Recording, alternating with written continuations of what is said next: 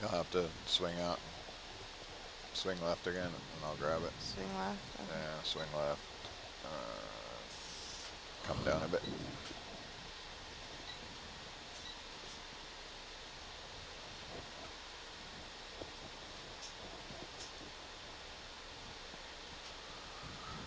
Okay, open, open. Okay. I see what's happening. My bad. Sorry, guys.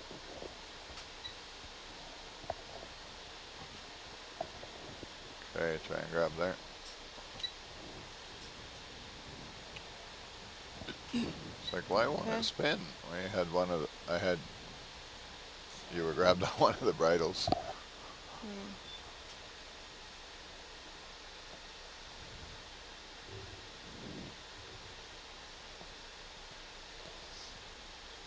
You want to just try extending the porch a little there? Mm-hmm.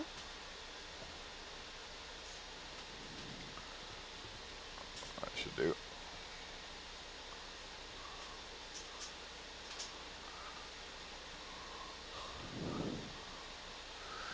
Try wrist to right. Okay.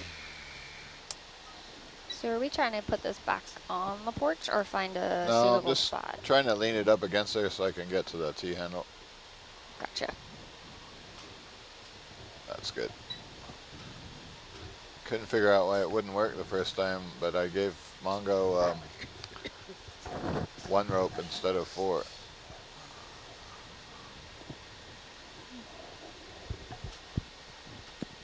Mongo is the robot's other arm that does not get used so often. It's, yeah, the politically correct term is our 5-function manipulator.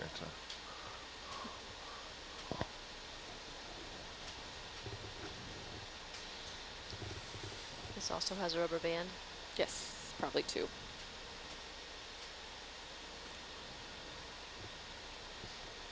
I imagine ROV pilots are really good at that arcade game where you have to get a stuffed animal with a crane. We get that question almost every watch. And the answer is still, I'm horrible at that game. Are you good at juggling? Nope. Trapeze? Nope. Well, it looks like you are. You got an arcade game to suggest to our future ugly pilots? I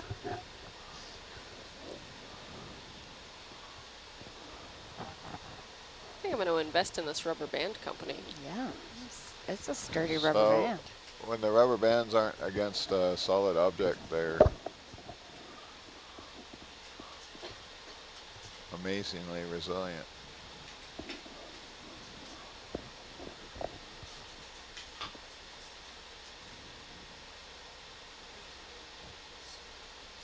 Mm-hmm.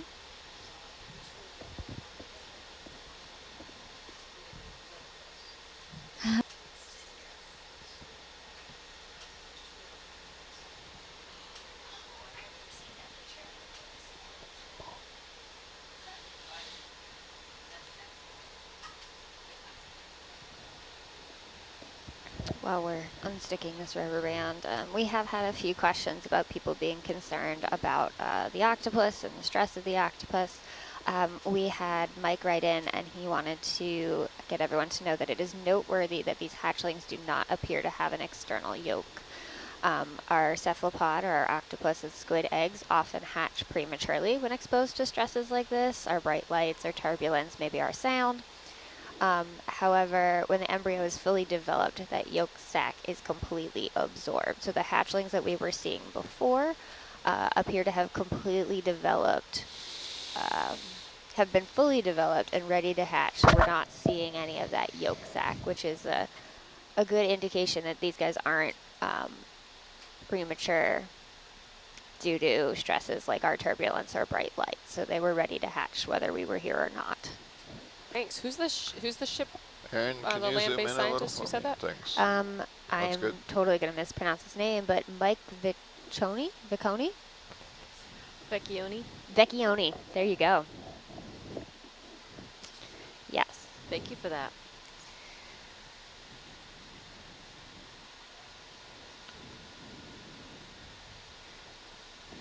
And we've got a question. Are ROV arms still called Waldos? Has anybody ever heard of that? Waldo? Waldo, yes. Sounds like another system's pet name for.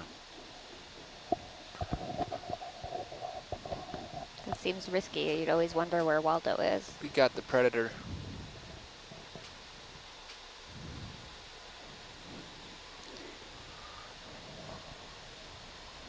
We've got Predator versus rubber bands. Oh, Predator wins.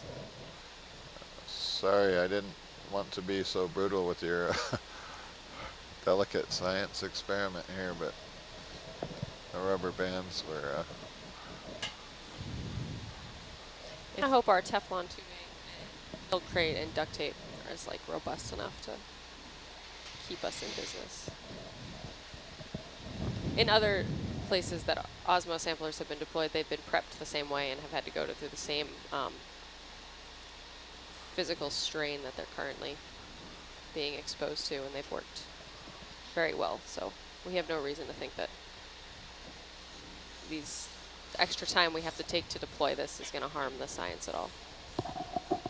And whose names are signed on the duct tape on top of the Osmo sampler? Well, who I'm not wrote sure that? who all of the names are, but this is a dedication from the tech to his Still in one grandmother. piece. Oh, that's Yes. wonderful. So he's very close with her, and she was a big inspiration in him getting into science, and he wanted to express his gratitude by deploying her a message 3,200 meters over the Pacific Ocean. Who is this dedicated to? Could you say that again? It's the tech who prepped these samplers. It's his grandmother, but they call her his nonna, which is Italian for grandmother. That's very sweet. Can you open the iris And up that for a tech second? is Trevor Fournier. So I can see that manipulator. All right, so we've got some new people joining us. Okay, you can close it back down again. And I wanted to let you know that we are Change my down mind. here at Davison Seamount. We're trying to understand a little bit more about the habitat. So we have deployed this, I'm going to say it wrong, science, what'd you call it? Osmo sampler? Osmo sampler. And what are we focusing on collecting here? An Osmo sampler takes a record of the fluid, and so it slowly samples the fluid that's venting out of the outcrop over time. And the capillary tube in which it stores the sample One is elegant so small that it doesn't one not so- Okay, open. it doesn't allow the fluids to mix to the point that we can't distinguish them. And so what you'll do is you'll get back your coils, which are wrapped up in that milk crate, and then you, Okay, Mongo can. based on the flow rate from the Osmo sampler, you can calculate how long of, like how much distance within each capillary tube is approximately equal to 1 day, or however long you want to sample for. And then you can measure those samples and basically get a time record of the fluid for, in this case, it'll be geochemistry. Okay, so we're And then we looking can look for at, the like, fluid in the area, the geochemistry, what's kind of moving through, and we are also able to sample it at sort of time intervals, so see how it changes over the period of time. Right, so this instrument that we're deploying, we're going to leave down until, Are you They happy recover with it. the milk crate position there? if you let it go and it doesn't move, I'm happy with the milk crate. Sweet. If you want to nudge it a little to make sure it really doesn't move, I'd be happy. Yeah, I can. If I can press the right button.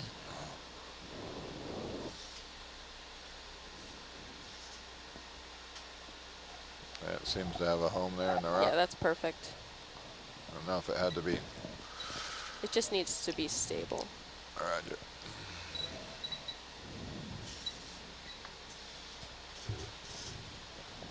Okay. So now, I'm going to try and slide up the hill just a little here so we can see the previous instruments that were deployed and kind of back to my same parking place there.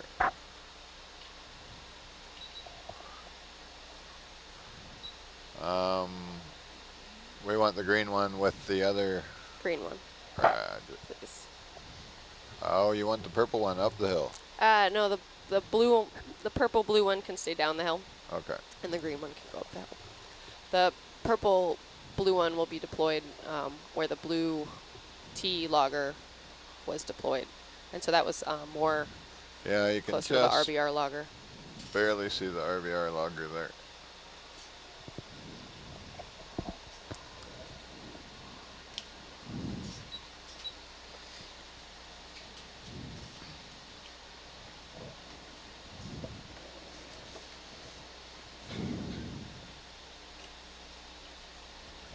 Easy there, cowboy. Easy, easy.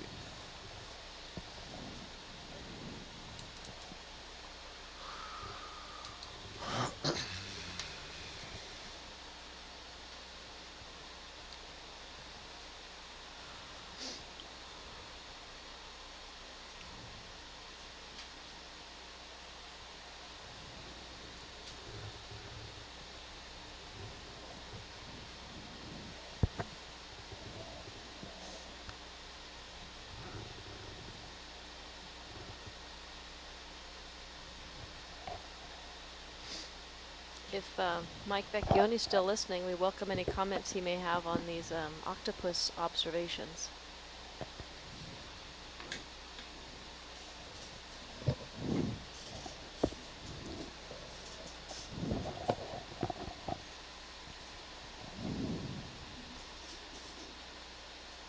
I got an update on our mechanical arms as Waldos. They are remote arms used for handling hazardous materials in closed environments, so something like a biohazard. So similar, but a little different environment. And a question of who is piloting Mongo. So Mongo is our second arm on Hercules, and who's controlling it right now? That's me, Argus pilot. She's working hard. That's not going to work out too well, no matter what I do.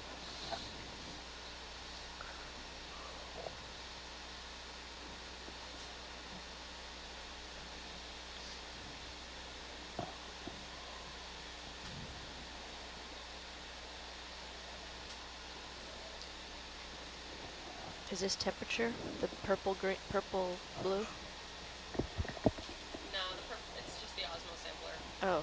So it doesn't itself have. It doesn't. It's just the osmo sampler. It doesn't itself have any have any loggers on it. It's just a fluid sampler, and that's why it's deployed in pair with a temperature logger.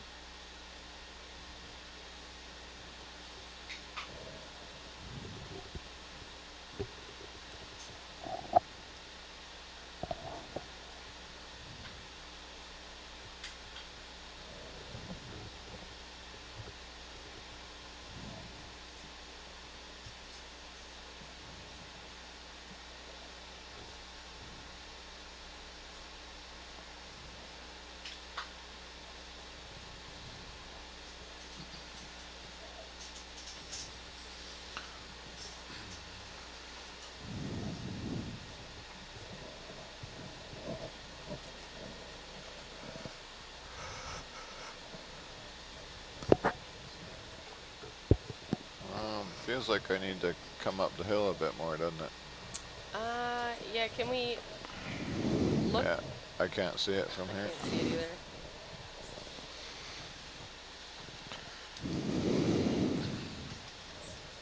But I'm thinking maybe it's right in front of you, the spot we want to be. Oh no, there it is. There you can see the shiny bit there. Yeah. Yeah.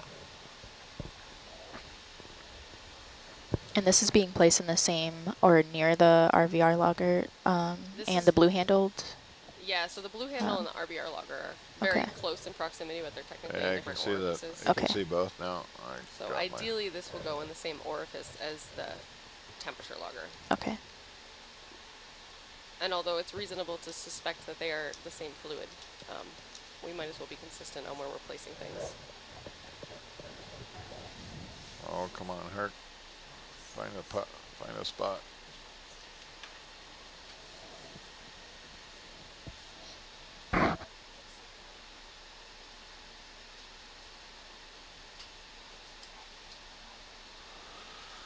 I can see the blue T-logger. Yeah, and you can see the other instrument below it. Yep, yep. So, in relation to all that, where do you want this guy? Same place as the blue T-logger. Copy. Thank you.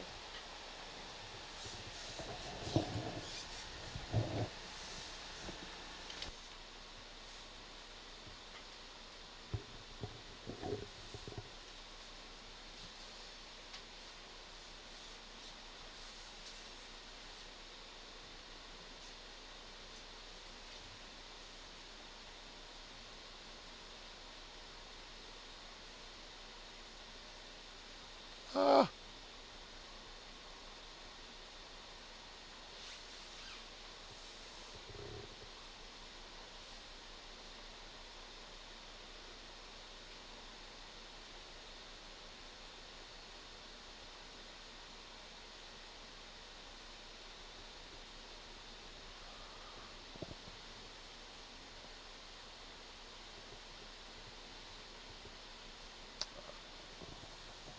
I can let it go there and see what happens. Yeah, so ideally the Osmo sampler is actually going to be like sticking into an orifice so that we're collecting the fluid that's discharging and not the ambient background water. So if it could be like oriented the other way towards the outcrop. Yeah. I'm just staying a little too tight here. Okay.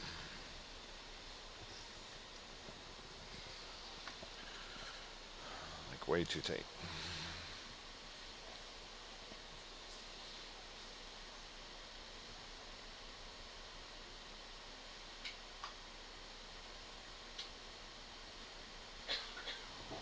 We got a compliment coming in here from Mike. He says you guys are covering the general repro biology of the octopuses very well.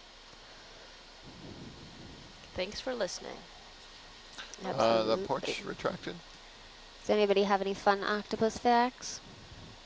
Yeah, octopi is it's our not the problem. correct word for plural octopus. It's octopuses.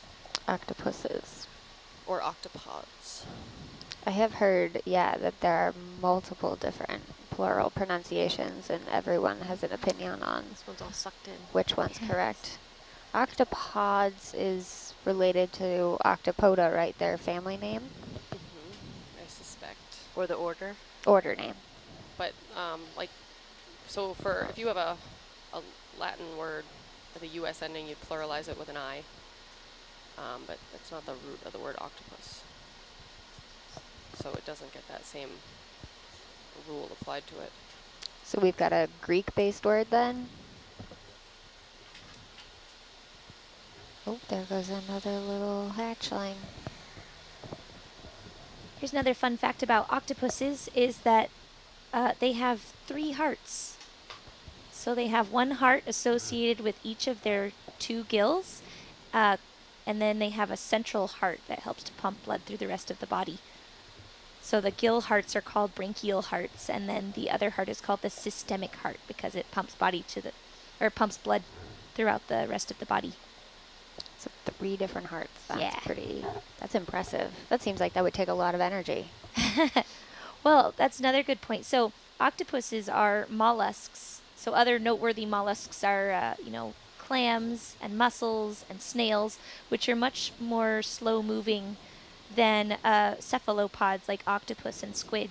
So a lot of the adaptations that cephalopods have are related to their predatory lifestyle. So they need to be fast hunters. They need to be able to sense their environment well and follow and track down prey. So therefore, yes, their lifestyle is much more energetic than, say, that of a snail, where they can many snails are grazers, so they'll kind of walk around and graze on food that they find on the rocks. Though now that I've said that, there are predatory snails as well. And actually some predatory bivalves as well, which is pretty cool.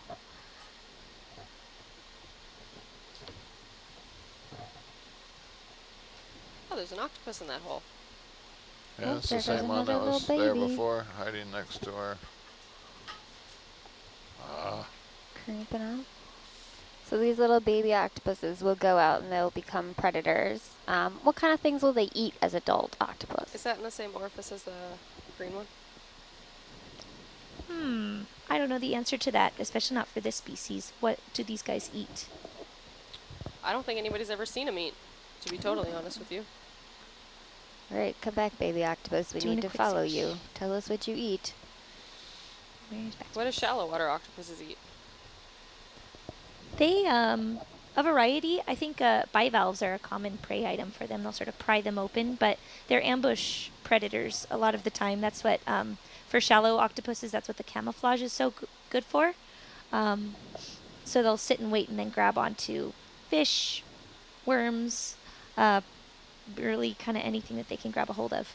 I'm looking up right now to see if there's any research that's been done on deep sea octopuses, see if anyone has studied their stomach contents or anything to give us a hint of what they eat. We do have some deep sea bivalves down here. We've got. So is it the tip of that guy that you went in the, sorry to interrupt, Yeah, in the orifices here. for both of them. Oh, those Can I baby grab it by octopuses, the, so Yes. by the gray bit? Yep. Okay, that'll make life easier. Just reduce our grip force here to 1/2. We've got clams down here, the Acesta clam. We also have scallops down here. But I don't know if they're eating those bivalves or not.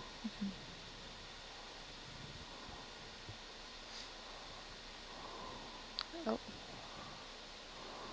I had a little baby stuck in the crook of our predator arm. Oh, there he goes. He escaped. No.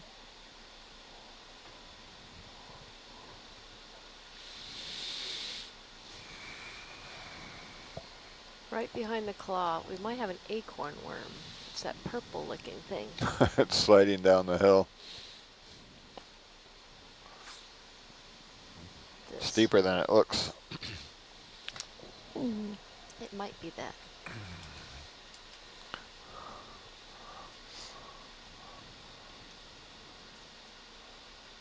Or else it's something on a stalk. Right. The purple does seem acorn worm-like. Or xenoturbellid-like. I've never seen a xenoturbella. I don't know what that is. It's this weird little phylum of worms that is primarily found in the deep sea. I think it's called the purple sock worm. And they're cool because of where they kind of fall out evolutionarily. So they are one of the first animals branching off from the last common ancestor of all animals that have bilateral symmetry. And is it a tube So- worm? It is not a tube worm, it's a free-moving worm. Oh. That's a fantastic name for a worm. The purple sock worm? Yes. Yes. Purple sock worm. Unless I found a worm in a purple sock, and then I don't think I'd be happy. But the purple sock worm, that sounds pretty fun. Oh no. As an active environment with chemistry and fluid flow, these rocks are constantly exposed to weathering. And so the fact that they're loose and knocked when the ROV lands and is trying to position itself isn't all that surprising. So this is something they would have to, this habitat deals with all the time. It's just a change of rock and Yeah, because you have an active structure. site. Well, not active volcanism, but it's called a, it's likely a low temperature ridge flank hydrothermal system. Gotcha. So these guys are adaptable. They're very good at dealing with the changes of what's going on around them. Yeah, and when we say low temperature, a lot of venting that you've gotten publicized in the past 2 decades is high temperature, so, 60 degrees, 100 degrees. This is only 10 degrees, but it's still 10 degrees or 9 degrees warmer than the background water as far as the highest temperature we've measured today. So that would make a big difference for those guys. Actually, They 8 can degrees. definitely tell a difference between the seeping water and the ambient temperature. We Maybe? have reason to suspect, but it's hard to say if an organism is actually like making choices. conscious choices. It's possible that they might get to the outcrop and find that it's a sediment-free surface and it's vertical and appropriate for attaching their eggs. So they'd choose that, or I guess not choose, but see that that was a better situation. Yeah, I think one of the neat things about this site is that it allows us to try to better understand the relationship the octopuses have with the fluid that's discharging. It does seem to be, there does seem to be an association, but whether it's related to the impact the fluid is having on the rock surfaces is making them ideal surfaces for attaching eggs, or if the fluid is actually influencing the development and physiology of the octopuses. Gotcha. So we got a number of different points and influences here for our octopus. What is that rock attached to?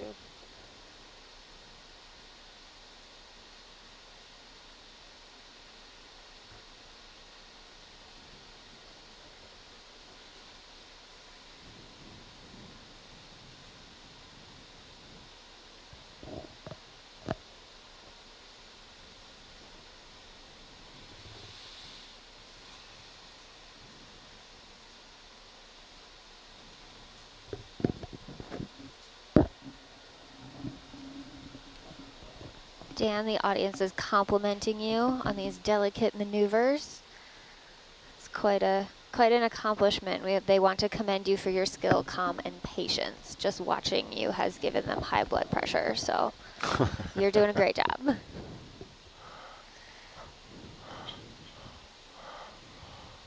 Thank you for the frustration level 9. It's up there. It seems like a tricky thing to move this predator arm around. Do you have a minute to kind of talk about how you do that, or you want to save it for later? It's the challenge here is we're right up against a cliff and we're reaching down into a crack. It's hard to see maybe in the video, but so I have a real limited range of motion. So it's like trying to scratch your right armpit with your right arm. It's much easier to do it the other way.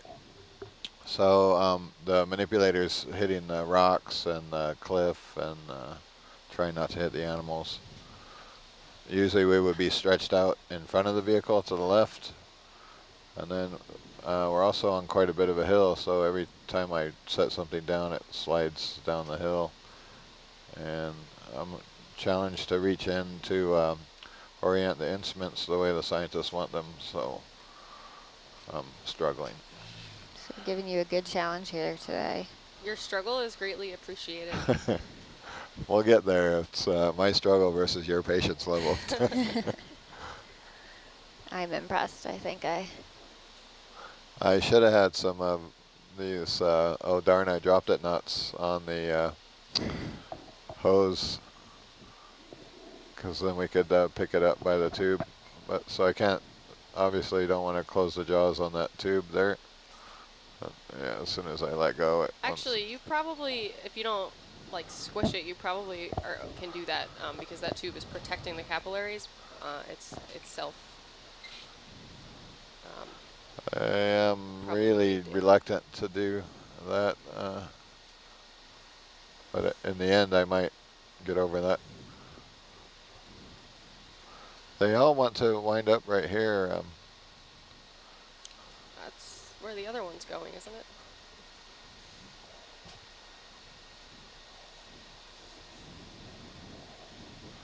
And it's we're also challenged visually here too, because we have our engineering porch on, which sticks out a little bit more than the other port, so we can't really, that was to make room for all the instruments, so that includes our sweet spot in front of the ROV that we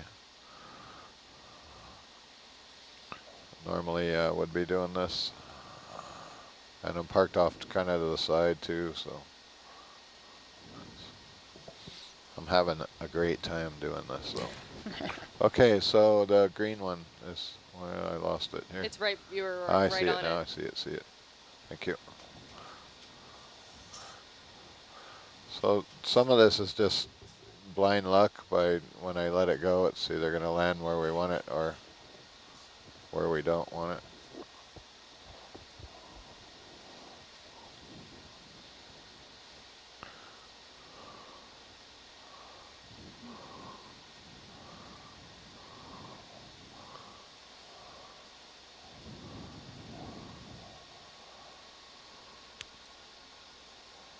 So hi everybody on Nautilus Live. It seems like we're getting a whole bunch of new people watching. I wanted to give you an update on what we're doing. We're trying to place out some probes to get a little bit more information on that fluid intake, so what's going on in the water, a little bit of the geochemistry.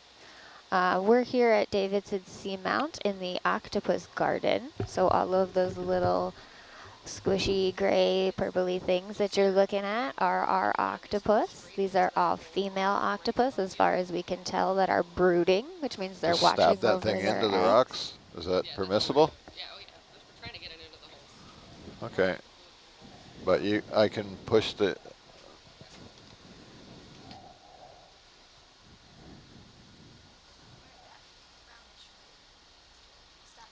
They're right. hanging out here, and while these octopus are hanging out here, they are just taking care of their eggs, and they're not eating. And this is a fairly new species, or we're kind of unsure a lot about the details of these guys yet. So keep bringing your questions in, and you can help us figure out what we know, what we don't know.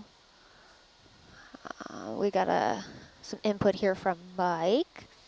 A guess on why the octopods come here to brood is because of the warm water. So the warm water may be affecting them. There might be something in the fluid that's going on. Embryonic development in cephalopods is very temperature dependent. So those are how the babies are developing and growing inside the egg. In warmer water, they develop faster. If in the cold ambient water, embryonic development takes 4 years, faster development in warmer waters could be an important evolutionary advantage. So thank you, Mike. That's a good idea, or a good thought as to why they might think this is an excellent spot for placing their eggs.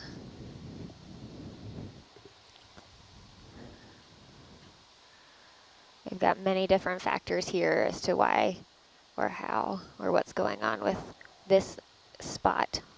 We have a huge collection of octopus that are in this location. So whether it's temperature or different factors such as verticalness, vertical ledges so that you don't have that sedimentation, or maybe there are other organisms around that help. We're not quite sure yet, but we've got lots of guesses. So send in your thoughts on why you think our octopus are here.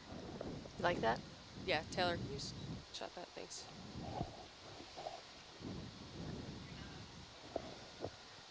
Okay, green deployed. Do you want to give it a love tap there, or are you happy with it where it is? I'm happy with it. An octopus might, I mean, I guess you could tap it. It is responsible. But I would tap it in towards the rock. What's that? Just tap it a little. A little tap.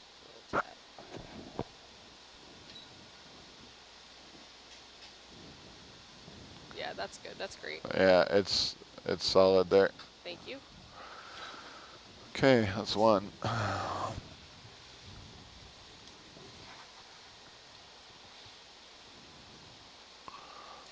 Where's our other victim now? I think it's right below your basket.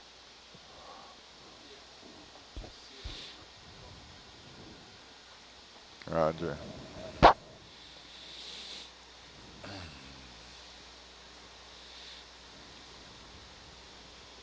Just some information I looked up about deep octopuses in general, or cold water octopuses.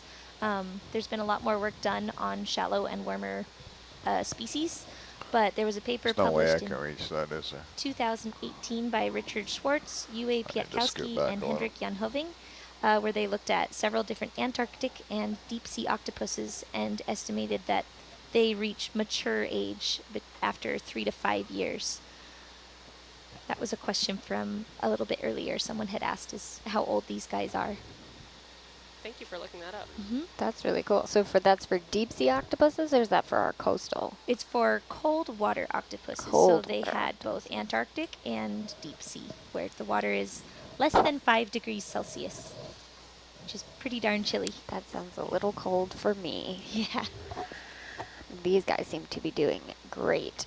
Do we have a thought as to why they're sort of in this upside down mode? Does that help with venting their eggs? It's just this genus broods in this position. Another genus broods with their beaks towards the outcrop, and this genus consistently broods out.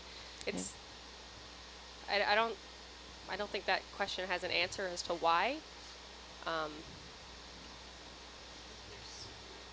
With their suckers out, is that more protective against predators, or is that they don't use it for that? I mean, it would enable them to like have the option ward to them off? run, and then they also use the tips to jostle the eggs, and that could have something to do with it. But God I damn mean, it. Sorry. it seems like a rather uncomfortable and exposed way to be. It does seem very exposed, But yeah. maybe like I've seen a picture one time of a whole bunch of sea urchins that looked. When I first saw the picture, it was on Twitter. I scrolled through it really quickly. I thought it was a picture of a cluster of brooding octopuses, and so, you know, maybe they do it because they look like something else, and it's just how they have evolved. But those are questions that. Or maybe their suckers can feel movement, pressure movement of someone coming by near, so they can sense it before they get there. Maybe, I don't know how those suckers react. Yeah, it's fascinating because all of those like really good reasons for it happening so, and then that begs the question, well then why wouldn't other octopuses brood in this position? Right. One advantage to an octopus that broods in the other position with its head up, I'm reading now, is that then the mother can carry the eggs. So if they don't get cemented to the rocks, then the mother will brood and hold them beneath the mantle and underneath the sort of veil that the arms create. But yeah, these guys cement it so they're not moving with their eggs. So if they can't move, maybe those suckers do provide protection because they're not going to leave. If those eggs are left unattended, is that sort of the end-all be-all for them, or are they still a chance that these guys can do well without the mother over them? Well, earlier we saw a shrimp move in because the mother was missing and tried to prey upon an egg. So that's one reason, or one possibility. If they are abandoned, they'll get eaten.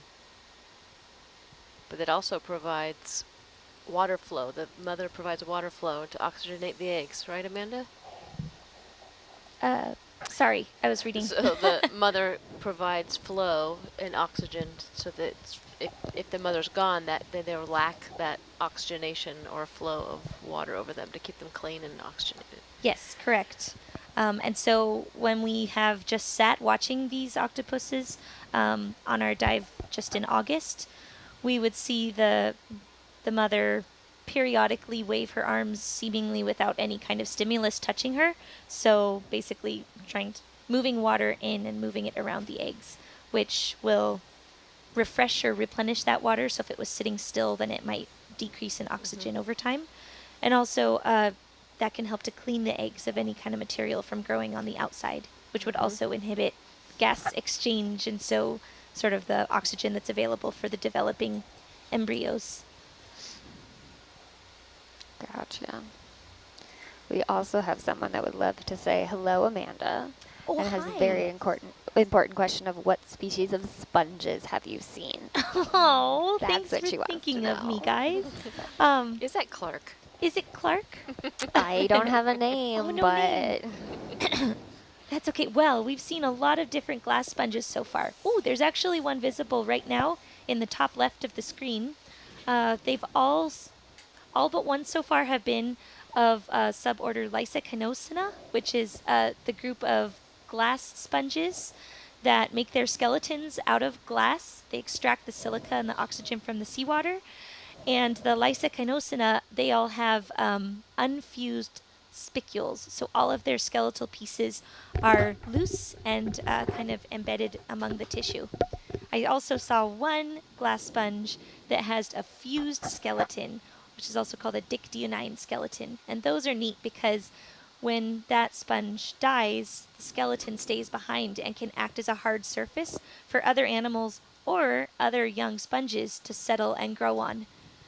That's how you can get a sponge reef. So it creates structure for other things. it does. Yeah, it's a little engineer, ecosystem engineers they're called, because their presence creates a new habitat in the on the seafloor. That's awfully nice of them. I have a comment that says, no, it is not Clark, ... So that sounds suspiciously like maybe it is Clark. Well, hello to whomever it is. I really appreciate that you tuned in and watched. I made sure to tell people at Moss Landing Marine Labs, but also people at my self-defense school and friends that I ran into and people at the grocery store, kind of everyone, that we were going to be out here, and shared the link so that they could tune in. But I'm so happy that they did, and especially reached out to say hello. Yeah, you've got fans all over the world now. We do have a question of, is that a coral to the right? That So It is. To the bottom right? Oh, It is a black coral on the bottom right underneath the arm. is a black coral. just to Gotcha. the right of the purple tubing right now. Yeah. And we think it's the genus Umbellapathes. Why would it be called a black coral? Their skeleton is actually black, so if you were to remove the tissue, they are black or very dark. Cool. Most other corals have a white skeleton, so it's a pretty iconic thing. That's very unique. Do they use something different to build their skeleton that makes them black? Well, now you've stumped me. I don't know I that imagine one either. so. Probably. Stand by, looking it up. Yes.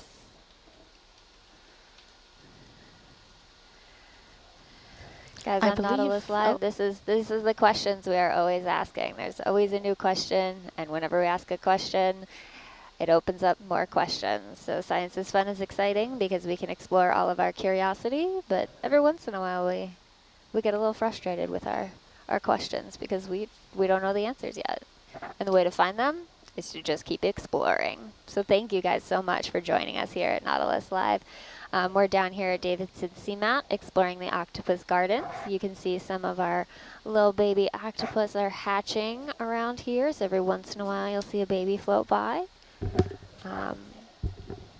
We're putting some instruments down to understand a little bit more about the environmental quality and the water quality, and maybe get some ideas as to Great. what the octopus think is the best thing around here and why there are so many. Shallow hole, huh?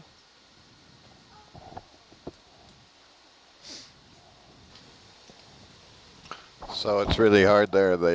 It's lifting the vehicle up with the probe.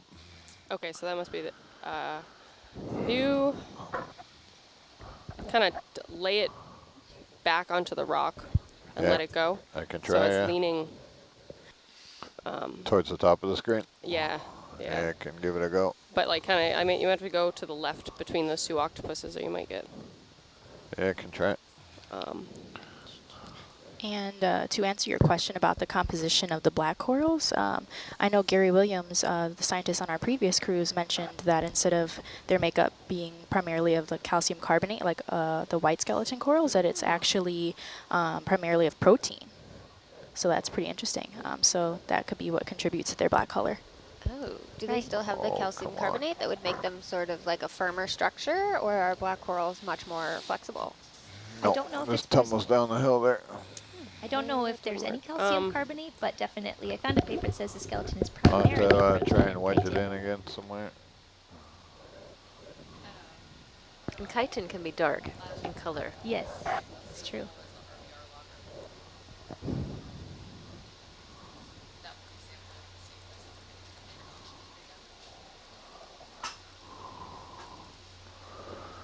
Oh, we've got Nautilus Live fans from all over. We have people from Oregon who are calling in. We've got some requests from Australia. Oh, they would like to know, how big are the babies? Have we had a chance to measure any of our babies yet? They're pretty tiny. Chase that up with bubble cam there.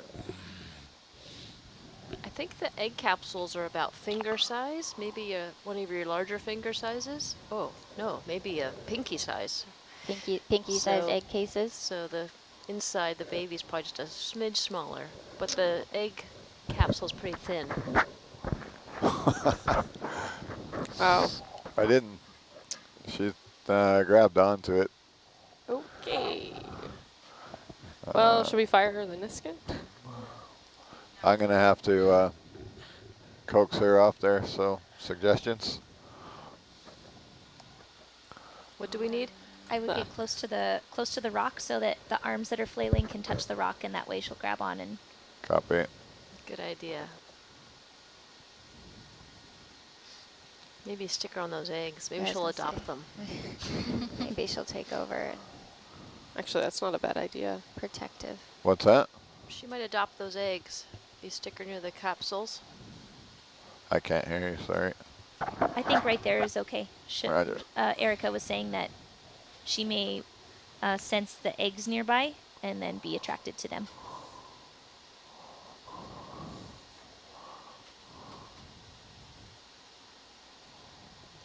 So you said these egg capsules are very thin, right? So they're just sort of a very thin layer of protection between the baby and its environment?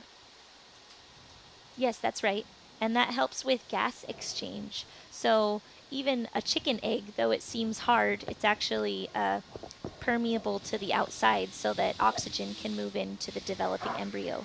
With these guys, they aren't hard like a chicken egg would be, but they are still gas permeable, which means that oxygen from the water around them can infiltrate into the eggs and so provide oxygen to the developing embryos. So what's good about keeping the arm here is that the octopus that's currently holding on to the ROV arm can feel the rock below. And so octopuses have a lot of sensory abilities within their suckers. So they're able to taste and smell through those suckers, which means that as she feels around, the metal of the ROV arm is probably not familiar and not very savory compared to the familiarity of the seafloor and the rock that's nearby. So as she kind of puts her arms down, she's feeling around, but also sniffing around to see what she senses. For any scuba divers out there, it's always such an amazing treat when you come across an octopus on a dive, and you know, you don't want to bother them. But I have had it where I was working. We were studying some sponges nearby, and this arm crept out near our hand. And so we just kept our hand still, and it was an octopus arm, and it reached across our glove and was kind of tasting or smelling us, you could say. And the arm was changing colors as it was doing that. It was pretty neat. We just stayed still, and it decided we were interesting for a second, and then not anymore. Yeah. That's really interesting. I feel like with so many arms and their sense of smell, they'd be getting a lot of sensory input from that. That's a really good point, and that's true. And so that's an interesting thing, because can you imagine having noses all over your arms and legs? And so you're getting all these inputs from different parts of your body at once? I feel like it would overload my brain. And sure enough, these guys do have complex brains, especially compared to other mollusks and even other cephalopods like squids. But there are also thickenings of nerves within the arms called ganglia, so that each arm's sensing ability is processed within that ganglion. So it's like a little mini remote brain that's just for processing the signals coming in from that arm. Wow. Yeah. Invertebrates are so cool. They are so cool. I would like to be an octopus. This seems like a fun life. I would like to be a sponge. What's At your least for a day. favorite thing about sponges, Amanda? Ooh. Oh, okay. Give you a tough question. That is a tough question. I'm just going to answer impulsively, because if I try to wait to figure out which one is my favorite, I'll never get there. Okay, we'll come back tomorrow or later this afternoon, and you can give us a different answer, too. Okay. We won't hold you to anything. Okay, thank you. Noted. Okay, then the coolest thing about sponges at the moment is how much water they can put through their bodies. So sponges are filter feeders, and that means that they draw water in through pores all over their bodies, pump it past the cells that help to filter out food, and then out these big chimneys. And a little sponge can pump about 900 times its own body volume through itself every day, which is just phenomenal. I mean, think about your body volume, and then think that you're standing among 900 more of you, like a crowd of 900 people. That's how much more water is pumped through the sponge than the sponge's size itself. It's crazy. Wow. That's a lot. It's a lot. Now, is it's eating things out of this water that it's filtering? Is it sort of making it cleaner, or just pulling out what it wants to eat? That's right. It's actually, they're very selective. So it doesn't make the water cleaner per se, but it captures bacteria, which are its primary food source, from the water. And they could do that really efficiently. So we've estimated feeding from deep sea glass sponges up in Canada to have about 90 to 95% efficiency at removing bacteria from the water that passes through them. Wow, that's high for anything, Yeah. efficiency-wise. So it's really clean. Well, I won't say clean water, but it's cleaned of bacteria after it's passed through a sponge. Very cool. What else is neat about that is that most other animals cannot eat bacteria. They're just too small to be, edible and sort of captured and consumed, other than just what's sitting on, bacteria coating on whatever food source is there. So by selectively eating bacteria, sponges are tapping into a food resource that other animals can't tap into. And then they turn that carbon and nitrogen from the bacteria into either sponge tissue, which is edible for lots of different animals like sea stars and sea slugs, or they make sponge poop. And sponge poop is also bigger than the bacteria that they were eating, and so it's therefore big enough that it can be edible by a number of different animals like sea cucumbers or other deposit feeders, which are things that snuffle along the seafloor and eat stuff that's deposited there, like sponge poop and marine snow and all kinds of other organic tasties. Wow, so they have their own niche, they're going through a lot of water, and they're creating more food and habitat for other things around them. So sponges are pretty awesome. Right? Pretty cool. That is pretty fantastic. important. So, She's in tenacious. contrast to how our sponges are, can I say breathing? I guess filtering is a Sure. better word. They're doing both with that water. They're doing both. They're Uh-huh. both breathing and filtering. Very cool. So our octopus, they have, you said, gills, and they've got two different hearts to pump the water around their gills, and that's how they're breathing? Yes, that's right. So these guys have gills called ctenidia. It's a specialized gill form that all mollusks have. And so, yeah, those ctenidia, or gills, just have a bunch of sheets of tissue. The whole goal was to get the two temperature loggers paired with one osmo each. So we have a blue temperature logger and a blue osmo. We have a green temperature logger and a green osmo. And we have the RBR logger, which is a O2 temperature sensor. They're all paired in 3 different spots. And that's what we needed to accomplish at this site for the bottom sampling. And I believe there's still a little more to do here. Yes, we have a Niskin to fire here, which is a water sample. And that's placed, correct? Are we leaving that probe there? Yep. Okay, great. And I think, is that it? I think that is it for this area. 'Cause we got the We've squeeze. our squeezes. We're checking through our checklists. Yeah, I think so. Yes, we'd like a Niskin, please. Do you want me to zoom back out? Okay.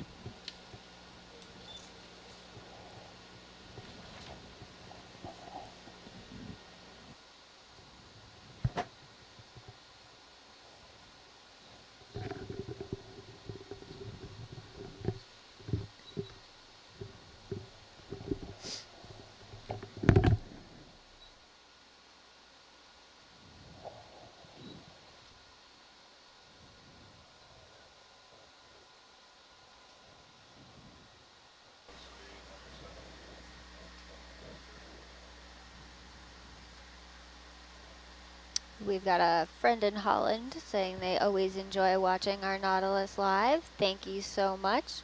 And their question is, are we constantly drinking coffee? I think Well, that's a pretty strong yes. We do change shifts every so often, so we do get a small break, but we are also up at strange hours. So all of us have different ways to stay awake, and some of them are coffee. I love tea, so I'm currently drinking tea. For me, I love sponges. So I Sponges? wake up for sponges in the morning. The excitement of finding more sponges. Absolutely. I can say I didn't need a whole lot this morning when I woke up and knew that I was going to be observing octopus. So sometimes our coffee keeps us awake, sometimes the excitement of sponges and octopus keep us awake.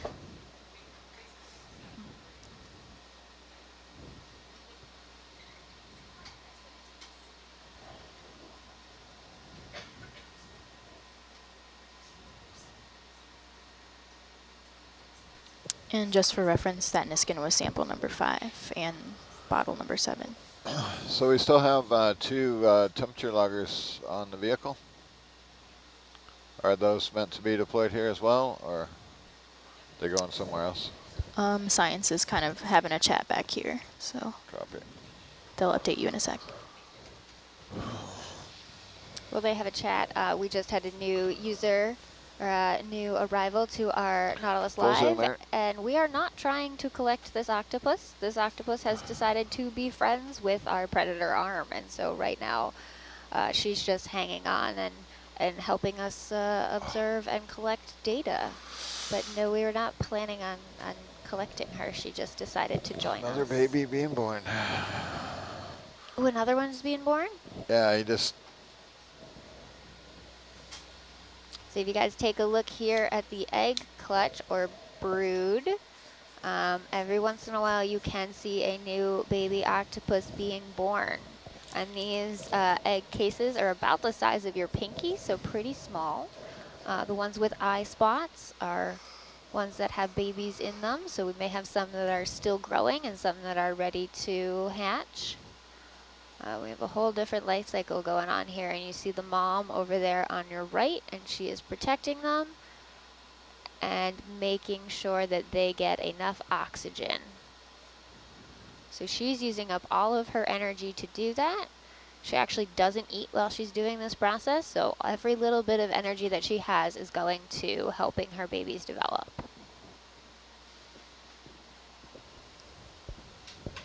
So are they like salmon in that respect? Yes, they are. So once they kind of lay their eggs, they'll stay there and protect them, and then when the eggs are hatching and ready to go off, that's usually about the end of the life for the mom. So she devotes everything she has to them.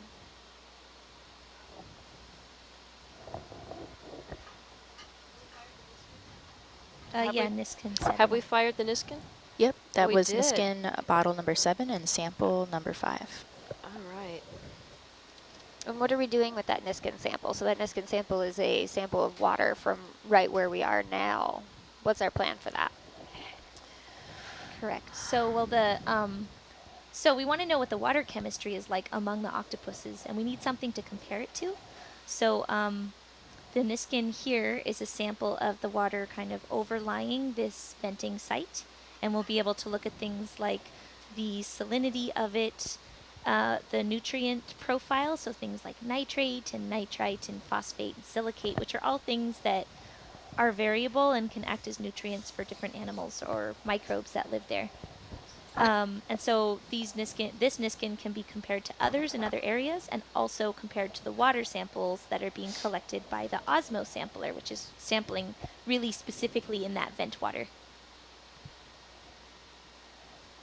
Fantastic. Is there any sort of chemical or indicator that we might think is in the water that would really affect these octopus or really bring them to be here, give them a hard advantage, or is that not something that we know? Well, one thing that we have at least ruled out based on the biota that live here, the types of biology that we see, is stuff that you would see coming out of a cold methane seep, so things like reducing chemicals. If those were coming out, then we would expect to see bacterial mats forming and even seeing some of the animals that have symbiotic bacteria that allow them to feed through a process called chemosynthesis, which is where they take chemicals from the water and synthesize food. That's something that the bacteria can do, and the animals can take advantage of that bacterial metabolism. But we don't see